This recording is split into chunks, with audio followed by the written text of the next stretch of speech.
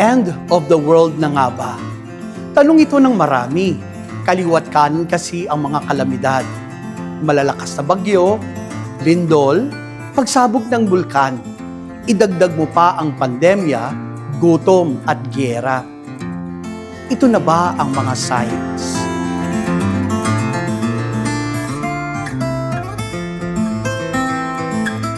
May nagbiro nga sa akin, Father, kung may end of the world, may sale po ba sa Shopee o Lazada?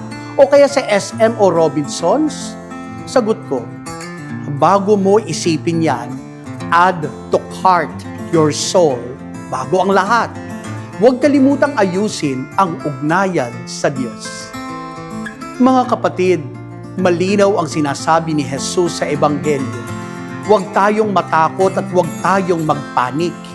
Ang mga signs na ito ay hindi ibig sabihin bukas na ang wakas. Ang mahalaga ay handa tayo. Hindi sa pag-iipon ng material na bagay, kundi ang nag-aalab na pananampalataya. Sinabi ni Jesus, by your perseverance, you will secure your lives. Ang tunay na handa ay ang taong nagtitiwala sa Diyos, patuloy na nagmamahal, kahit mahirap ay naglilingkod. Yes, may ending ang mundo.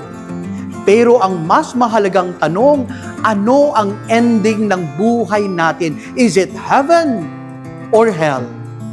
Ayaw naman natin na sa huli sasabihin ni San Pedro, sorry, wala ka sa listahan. Baka sa kabila ka. Aray ko, mga kapatid, ang mensahe ni Lord, be faithful, be hopeful, be loving hanggang sa dulo. If the world ends tomorrow, okay lang. Basta kasama natin si Kristo. Dahil sa dulo ng lahat, ang wakas ay panibagong simula sa piling niya. Amen. Ako po muli si Father Ramil D. Tapang SSP ng Hello, Halo, Halo.